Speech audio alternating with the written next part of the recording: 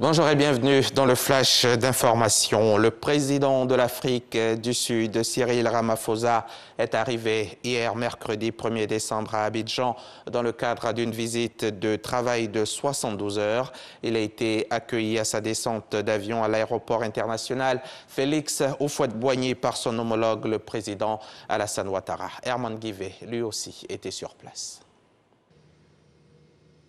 Il est 17 heures.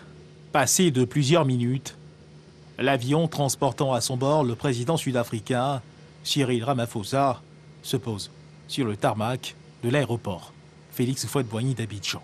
Présent en Côte d'Ivoire pour une visite d'État de 72 heures, le président sud-africain Cyril Ramaphosa est accueilli au bas de l'échelle de coupé par le chef de l'État, son Excellence Alassane Ouattara.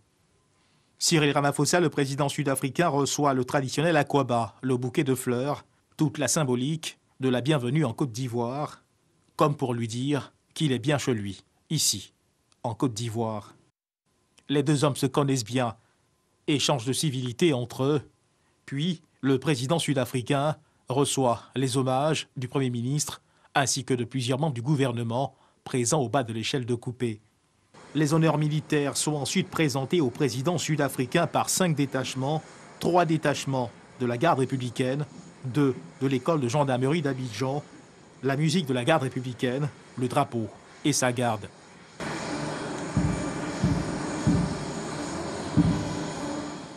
Les deux chefs d'État prennent tout de suite la direction du pavillon présidentiel où attendent plusieurs invités de marque. Tous veulent, à leur façon, présenter leur civilité à l'hôte de la Côte d'Ivoire.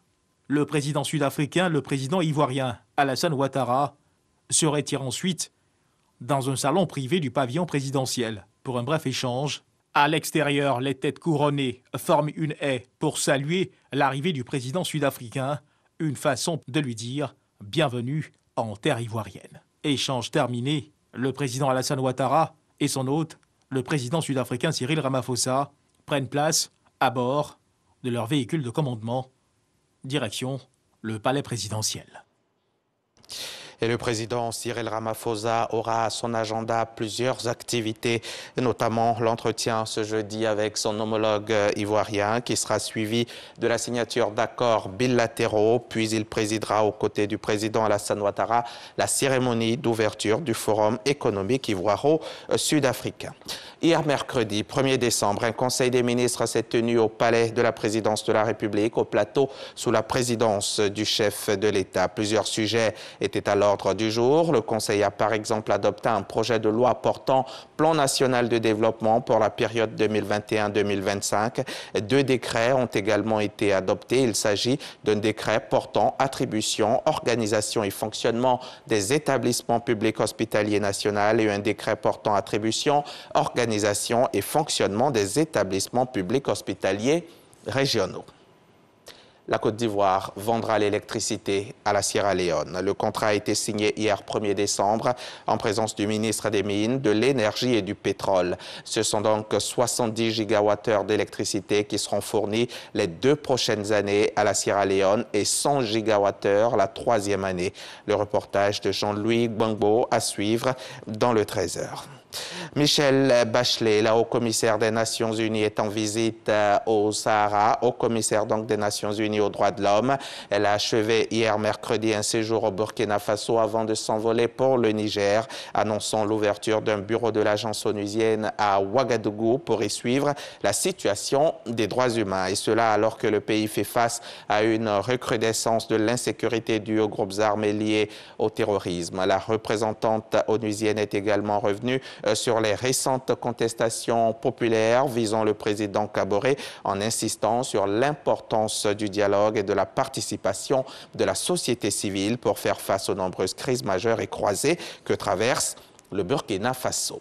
Les forces de sécurité soudanaises ont fait usage de gaz lacrymogène mardi contre des dizaines de milliers de personnes qui manifestaient dans le centre de Khartoum contre le régime militaire à la suite du coup d'État du 25 octobre. La PS accuse l'armée et Abdallah Hamdok, désormais conspué comme un traître par la rue, de reproduire l'ancien régime et sa corruption, alors que le Soudan est sorti il y a 2 ans de 30 ans de dictature militaro-islamiste du général Béchir, aujourd'hui en prison. est-on en train d'assister à un nouveau renversement de situation en Éthiopie? Les rebelles tigréens et leur coalition s'étaient récemment approchés à moins de 200 km d'Addis Abeba, faisant planer une menace sur la capitale. Mais depuis plusieurs jours, le gouvernement s'est engagé dans une large contre-offensive qui semble pousser les forces tigréennes à se replier. Une dizaine de villes auraient été reprises aux rebelles tigréens. C'est ce qu'a assuré en tout cas hier un porte-parole gouvernemental. Parmi ces villes, certaines sont stratégiques, comme Chifra sur le front Est, Shewarobit sur le front Sud et Gachena sur le front Ouest. De concert, l'ONU et l'Union africaine ont condamné hier mercredi la ségrégation dont font l'objet certains pays d'Afrique australe depuis la découverte du variant Omicron en Afrique du Sud. Le président de la commission de l'UA était à l'ONU où il a rencontré le secrétaire général pour leur entretien annuel. Et c'est l'actualité qui a pris le pas sur leurs réflexions diplomatiques habituelles. Par ailleurs, il regrette aussi que la très grande majorité des vaccins arrivent sans seringues, aiguilles et diluants, autant d'outils et matériels pourtant indispensables à la bonne injection du vaccin. On se retrouve à 13h pour le journal.